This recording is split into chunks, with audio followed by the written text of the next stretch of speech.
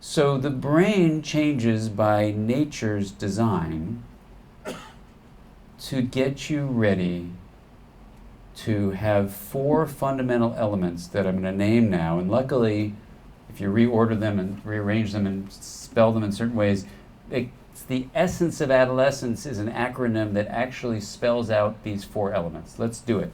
ESSENCE. That's the word essence. The first one is ES, emotional spark. And to describe this to you, I'm going to briefly enable you to picture this, because the Tarcher Penguin people have been really, really kind. They have taped a model of the brain under your chair that you can take home with you. And if you reach under your chair, put your hand under your chair, see where they've taped it with that blue tape that comes up, and if you pull out your arm, you will find attached to your arm a hand. And has anyone found a hand attached to your arm? There it is. So that you can take home with you. And this is your handout for today's talk. And this is your handy model of the brain. If you put your thumb over the top and put your fingers over your thumb, put your thumb in your palm and put your fingers over your thumb, this is the model of the brain. And basically what I want to point out to you is that you have a higher part of the brain called the cortex.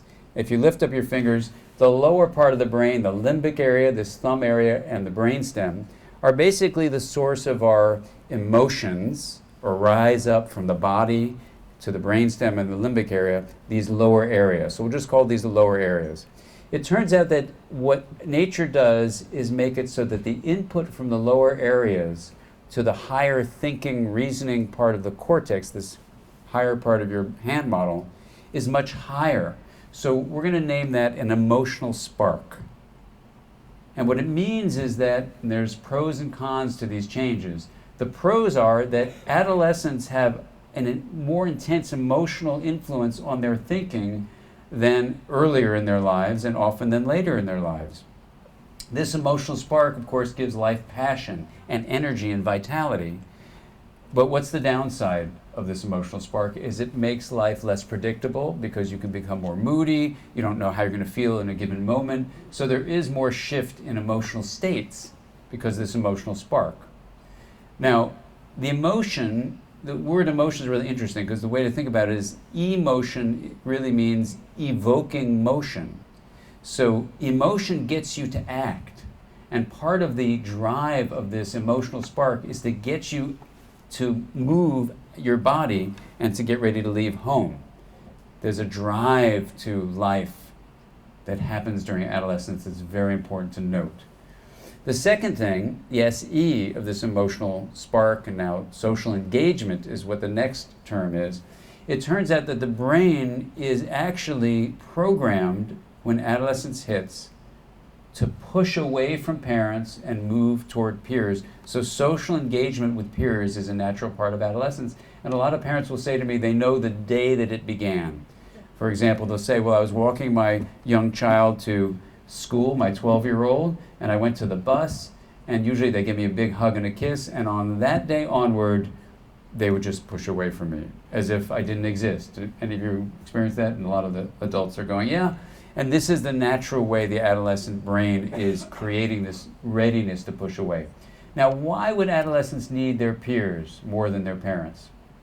Because you have to get ready to leave home, number one. And why do you need to be hanging out with your peers? There's safety in numbers, exactly.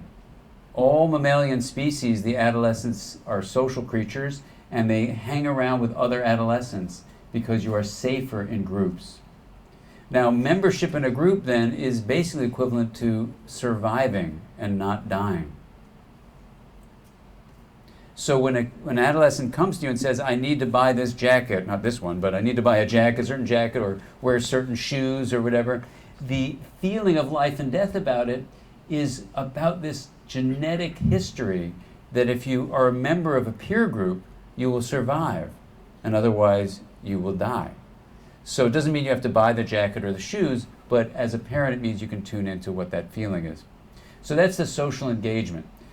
And the novelty is one of the most powerful issues, novelty seeking.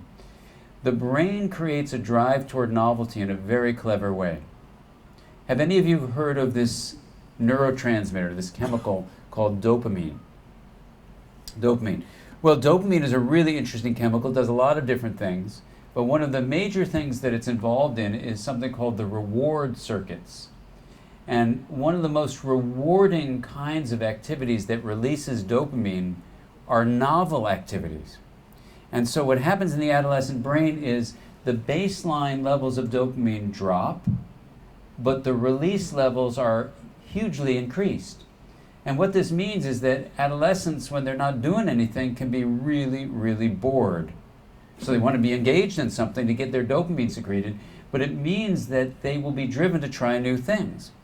Now, one of the kinds of new things that really secretes dopamine is something that involves risk and danger and pushing the boundaries. Now, the upside of that is it gets you ready to leave home and try something dangerous. But what's the downside? You can do something dangerous and actually get hurt.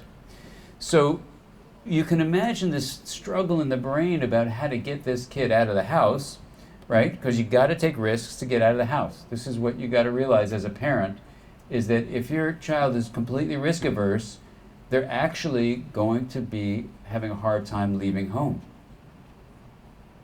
So it's actually a significant issue if you're totally avoiding any kind of trying out of novelty, which this dopamine change involves. The final part of ESSENCE is creative exploration.